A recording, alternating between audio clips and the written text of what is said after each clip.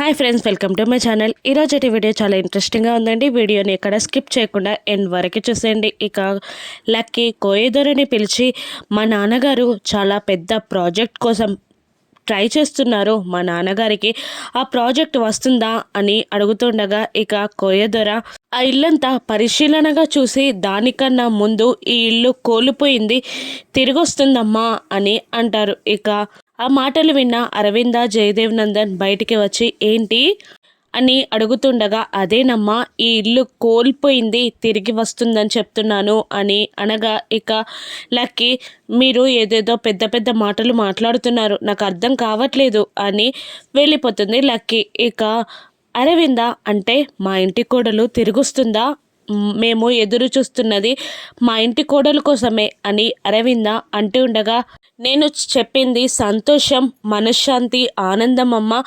దాని పేరు మీ ఇంటి కోడలైనా కావచ్చు, ఇంకేదైనా కావచ్చు, కానీ ఖచ్చితంగా అది మాత్రం తిరిగొస్తుంది అని అంటుంటారు కోయదొర. ఇక వాళ్ళు అలా మాట్లాడుకుంటూ ఉండగా మనీషా దేవయాని కూడా అక్కడికే వస్తారు. ఏంటి ఏదేదో చెప్తున్నావు, ఇప్పుడు చెప్పు, నా జీవితంలో ఏవైనా మార్పులు రానున్నాయా, నేను కోరుకునేది జరుగుతుందా అని మనీష అడుగుతుండగా ఇక అవునమ్మా ఖచ్చితంగా నీ జీవితంలో పెను మార్పులు రానున్నాయి అని కోయదొర అంటుండగా అంటే అవి మంచిగా లేదంటే చెడుగానా అని అడుగుతూ ఉంటుంది మనిష. ఇక వెంటనే కోయదొర ఇలా అంటుంటాడు, మంచి చేస్తున్నట్టే అనిపిస్తుంది కానీ అది మంచిగా ముంచడానికా అనేది మాత్రం అర్థం కాదమ్మా అని అంటూ ఉంటాడు కోయదొర. ఇక నువ్వు చెప్పింది నాకు అర్థం కావట్లేదు అని మనిష అంటుండగా ఇక అర్థం చేసుకోవాలమ్మా, కానీ నీ జీవితంలో మార్పులు రావడం మాత్రం మొదలవుతుంది. అనేక మంది వ్యక్తులు నీ జీవితంలోకి వస్తారు అని అంటూ ఉంటారు కోయదొర. ఇక నేను అడిగింది చెప్పు, నా కొడుకు జీవితం, నా కొడుకు పెళ్ళి అని దేవయాని అడగబోతూ ఉండగా వివేక్ వచ్చి మమ్మీ ఎక్కడ నా పెళ్లి గుచ్చేనా అని అరుస్తాడు. ఇక నువ్వు ఆగరా ఒక్క నిమిషం అని అంటూ నా కొడుకు పెళ్లి జరుగుతుందా అని దేవయాని అడుగుతూ ఉంటుంది. అప్పుడు కోయదొర ఖచ్చితంగా జరుగుతుందమ్మా, అంగరంగ వైభవంగా ఆ పెళ్లి జరుగుతుంది. ఇక దేవతలే దిగి వచ్చి చేసినట్టు జరుగుతుంది ఆ పెళ్లి, అంత బ్రహ్మాండంగా జరుగుతుంది అని కోయదొర అనగానే ఇక వివేక్ ముఖం మార్చుకుంటాడు. ఇక జయదేవ్ నందన్ ఇలా అనేస్తాడు, పెళ్లి కొడుక్కే పెళ్లి ఇష్టం లేదు, ఇంకేం పెళ్లి జరుగుతుంది అని అనగానే ఇక ముఖ్యంగా తాళి కట్టే పెళ్లి కొడుకు మనసు ఆనందంతో ఉప్పొంగేలాగా పెళ్లి జరుగుతుంది అని కోయదొర అనగానే దేవయాని మనిషతో ఈ కోయదొర ఏం చెప్తున్నాడో నాకు అర్థం కావట్లేదు అని అనేస్తుంది. ఇక జయదేవ్ నందన్ని కోయదొర ఇలా అంటుంటాడు, ఏం దిగులు చెందకండి బాబు గారు, అంతా మంచి జరుగుతుంది అని అనేస్తాడు. అప్పుడే మిత్ర బయటికి వస్తాడు.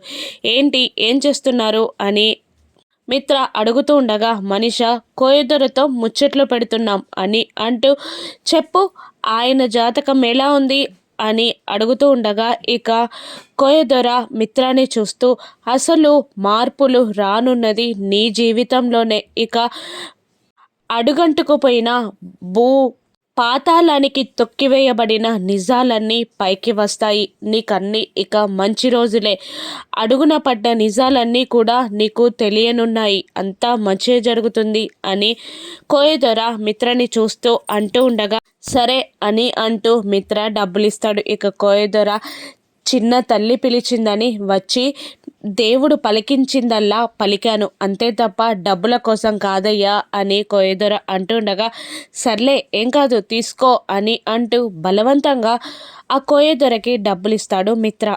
వచ్చావా లక్ష్మీదేవి అని అనుకుంటూ కోయదొర డబ్బులని జేబులో పెట్టుకొని వెళ్ళిపోతాడు. ఇక లక్ష్మి జున్నుని కాళ్ళ మీద పడుకోబెట్టుకొని జో కొడుతూ ఉండగా ఇక జున్ను అమ్మ రేపు నువ్వు నన్ను స్కూల్ నుంచి తీసుకురాగానే నాకు ఐస్ క్రీమ్ తినిపించాలి, పెద్ద కారు బొమ్మ కొనియాలి, నాతో షాపింగ్కి రావాలి అని అంటుండగా ఇక లక్ష్మి ఆలోచిస్తూ ఇంకా రేపటి నుంచి నీతో గడిపే టైం చాలా తగ్గిపోతుంది నానా అని అనుకుంటూ మనసులో ఇక పైకి మాత్రం లేదురా, రేపటి నుంచి నాకు బాధ్యతలు పనులు పెరగనున్నాయి, ఇక మీ అమ్మ నీ నీతో గడపడం చాలా తగ్గిపోతుంది అని అంటూ ఉంటుంది లక్ష్మి. ఎందుకలా అమ్మ, అర్జున్ బాబా కన్నా నీకు ఎక్కువ పనులు ఉంటాయా అని అడుగుతుండగా, అవును నాన్న, అంతకన్నా ఎక్కువ పనులే ఉంటాయి అని లక్ష్మి అంటుండగా, ఏం పనులమ్మా అవి అని అడుగుతుంటాడు జున్ను. ఇక కొన్ని జీవితాలని సరిదిద్దడం, కొందరి ఆట కట్టించడం, కొన్ని జీవితాలని నిలబెట్టడం, కొన్ని అపార్థాలని తొలగించడం అని అంటుండగా, అమ్మ నువ్వు చెప్పేదేది నాకు అర్థం కావట్లేదు, కానీ నీకు ముఖ్యమైన పనులున్నాయని మాత్రం అర్థమైంది. ఓకేనమ్మా, నువ్వు నీ పనులని చేసుకో, నేనేం డిస్టర్బ్ చేయను అని అంటుండగా, నీకు కోపంగా లేదా నానా అని లక్ష్మి జున్నుని అడుగుతుంటుంది. లేదమ్మా, ఎందుకు కోపానికి వస్తాను, నువ్వు మా అమ్మవి కాబట్టి నేను నీ మీద కోపానికి రాను. నువ్వు చేస్తున్న పనులు మాత్రం సక్సెస్ కావాలని కోరుకుంటాను అని జున్ను అంటుండగా, ఇక జున్ను నుదుటిపై ముద్దు పెట్టి ఇక జోకుడుతూ ఉంటుంది లక్ష్మి.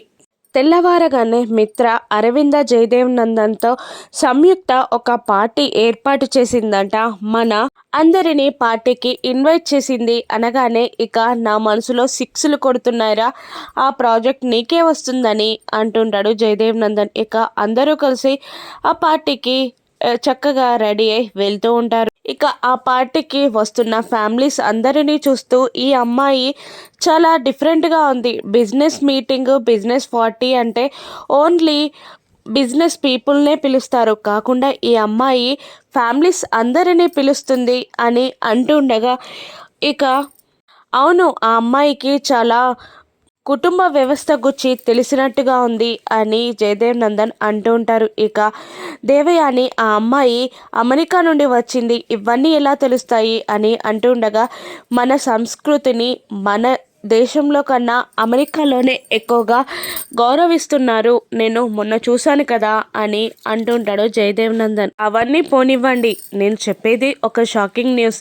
ఆ సంయుక్త మన మనీషాకి మంచి ఫ్రెండ్ అంట. తను అమెరికాలో చదువుకున్నప్పుడు ఇద్దరు క్లాస్మేట్స్ అట అనగానే అందరూ షాక్ అవుతుంటారు. ఏంటి మనీషా, ఇంతసేపు సంయుక్త గురించి మాట్లాడుతుంటే ఒక్క మాటైనా చెప్పలేదు అని అందరూ మనీషాని అడుగుతూ ఉండగా, నాకు ఇప్పుడే తెలిసింది కదా అని మనీష మనసులో అనుకుంటూ ఉంటుంది. ఇక నీకెలా ఫ్రెండ్ అని అడుగుతూ ఉండగా, చదువుకునేటప్పుడే ఫ్రెండ్, ఎందుకు పెద్దలు చెప్పడం అని చెప్పలేదు అని మనిష అంటుండగా, దేవయాని అన్ని కంపెనీలకి వారసురాలు, అంత బిజినెస్ చేస్తుంది, అటువంటప్పుడు చెప్పడంలో తప్పలేదు అని అనిస్తుంది. ఇక జయదేవ్ నందన్ అంటే ఈ ప్రాజెక్ట్ మిత్రాకి రావడానికి ఎక్కువ కష్టపడాల్సిన అవసరం లేదన్నమాట, మనీషా హెల్ప్ చేస్తుందన్నమాట అని అంటూ ఉంటాడు. ఇక పదండి లోపలికి వెళ్దాం అని అందరూ లోపలికి వెళ్తుండగా మనీషా దేవయాని మళ్ళీ మాట్లాడుకుంటూ ఉంటారు. ఇక నన్ను ఎందుకు ఇరికించారా అండి అని అడుగుతుండగా, ఇక నీ విలువ పెంచడానికే అని దేవయాని అంటూ ఉంటుంది.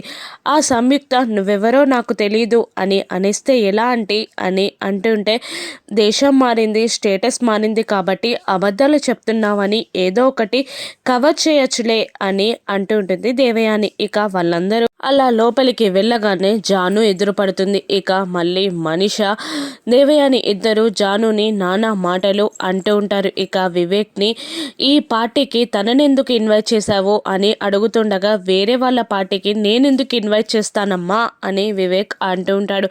మరి జాను ఇక్కడికి ఎందుకు వచ్చింది అనగానే, అర్జున్ అక్కడికి వచ్చి జున్ను కోసం వచ్చింది అని చెప్తాడు. జున్ను కోసం నువ్వు రావడం ఏంటి అని అరవింద అడుగుతుండగా, ఇక వాళ్ళమ్మకి వీళ్ళు పర్లేదంటే అందుకే నేను వచ్చాను అని జాను అంటుంటుంది. వెంటనే మిత్ర, జాను వాళ్ళమ్మ ఎవరికి కనిపించదా, నలుగురిలోకి రాదా, అరణ్యవాసంలో ఉన్నట్టుంటుందా, ఎందుకు అలా దాక్కుంటుంది అని అనగానే, ఇక అర్జున్ కోపంగా, ఎవరి పర్సనల్ విషయాలు వాళ్ళవి మిత్ర, అయినా నువ్వు అడిగావు కాబట్టి చెప్తున్నాను, తొందరలోనే అందరి ముందుకు తనొస్తుంది, తన ఎంట్రీ అదిరిపోతుంది, తనని చూశాక నువ్వేమవుతావో నువ్వే చూసుకో, అది నేను కూడా చూడాలి అనుకుంటున్నాను అని అర్జున్ అనేస్తాడు. ఇక కాస్త డబ్బా కొట్టుకున్నట్టు అనిపించట్లేదా అని అంటూ ఉంటాడు మిత్ర. అంత లేదు, అయినా నీ బిజినెస్ ఎలా సాగుతుంది అని అర్జున్ అడుగుతూ ఉండగా, ఇక నీకన్నా బాగా సాగుతుంది అని అంటూ మిత్ర వెళ్ళిపోతాడు. ఇక అరవింద అర్జున్ని, వాడు బేసిక్గా మంచివాడే కానీ బిజినెస్లో చిన్న గొడవ వస్తే అలా రియాక్ట్ అవుతాడు అని అనగానే, పర్లేదంటే యూ క్యారీ ఆన్ అంటూ అర్జున్ కూడా వెళ్ళిపోతాడు. ఇక మళ్ళీ జయదేవ్ నందన్ వచ్చి మిత్రాన్ని తిడుతూ ఉంటాడు. బిజినెస్లో ఫ్రెండ్స్, పార్ట్నర్స్, ప్రత్యర్థులు కూడా ఉంటారు, నువ్వు అలా మాట్లాడకూడదు, అందరినీ సమానంగా చూసుకుంటూ పోవాలి అని జయదేవ్ నందన్ అంటుండగా, ఇక అర్జున్ విషయంలో నేను అలా ఉండలేను డాడీ, వైజాగ్లో నన్ను ఎదిరించేది అర్జునే కాబట్టి నా ప్రవర్తన అలాగే ఉంటుంది అని మిత్ర అంటుంటాడు. నేను ముందు విషయాలను ఆలోచించే చెప్తున్నాను, అలా అర్జున్తో కటుగా మాట్లాడడం మంచిది కాదు అని జయదేవ్ నందన్ అంటూ ఉంటాడు. ఇక లక్ష్మి సంయుక్తలా వచ్చినప్పుడు చూసిన నందన్ కుటుంబం ఏమవుతారు, మిత్ర మనీష ఎలా రియాక్ట్ అవ్వనున్నారో రానున్న ఎపిసోడ్స్లో చూద్దాం. Thank you for